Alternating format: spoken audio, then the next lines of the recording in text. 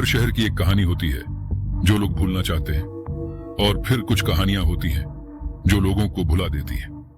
ये कहानी है रघुवीर आर्ट गैलरी की, एक ऐसी जगह जहां पेंटिंग्स सिर्फ रंगों से नहीं बनती, आत्माओं से बनती है।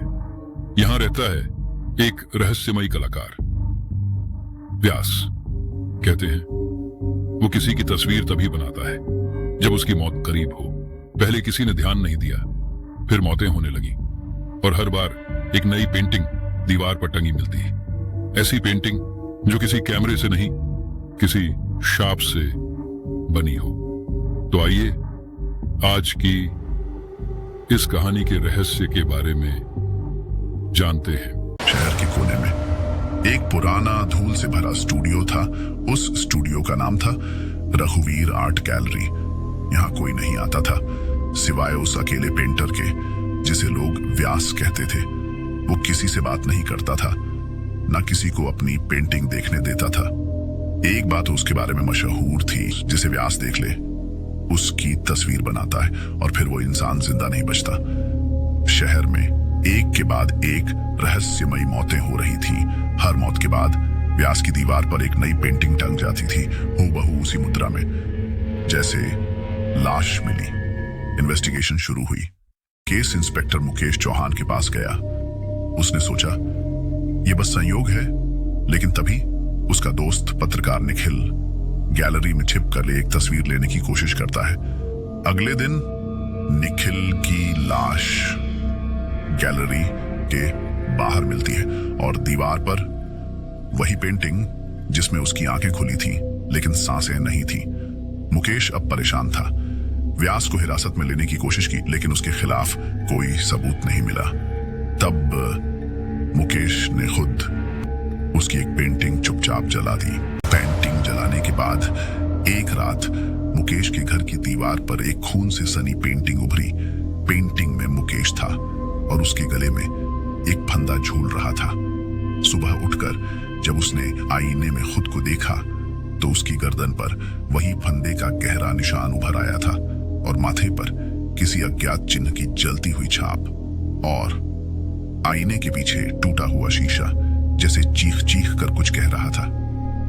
अब ये सिर्फ मर्डर केस नहीं रह गया था, ये एक मानसिक और तांत्रिक खेल था।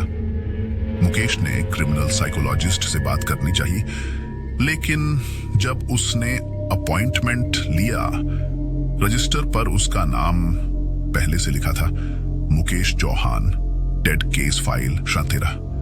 फिर एक रात गैलरी के बाहर पुलिस को एक लाश मिली। वह लाश मुकेश की थी, और दीवार पर टंगी एक पेंटिंग में व्यास मुस्कुरा रहा था।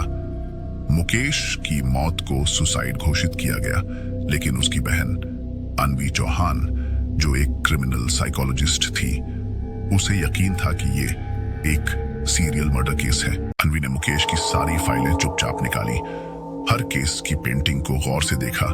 हर एक में एक तांत्रिक सिंबल था। जांच में पता चला पिछले 12 सालों में हर तीसरे साल एक कलाकार की रहस्यमयी मौत हुई थी। हर बार उस जगह की पेंटिंग बनती रही, और हर बार वही नाम जुड़ता, व्यास। अनवी को एक प्राचीन तंत्र पुस्तक मिली। उसमें लिखा था कलारस साधना, एक विद्या जिसमें पेंटर किसी की आत्मा को कैनवास में कैद कर सकता है। इस विद्या का एक नियम था, अगर अधूरी पेंटिंग पूरी होने से पहले जला दी जाए तो आत्माएं मुक्त होती हैं, और पेंटर की आत्मा खुद कैद हो जाती है। अनवी ने उसी रात गैलरी में घुसकर वो अधूरी पेंटिंग ढूंढी, जिसमें एक औरत की आंखें अधूरी बनी हुई थी।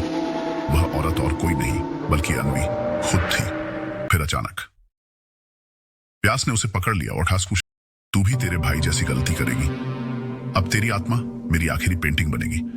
लेकिन अनवी ने तो वो तांत्रिक मंत्र पढ़ा हुआ था। वो मंत्र था ज्योतिर्बिंदु स्वरूपाय रेखा रूपाय नमः। यह मंत्र पढ़ने के बाद पेंटिंग में आग लग गई।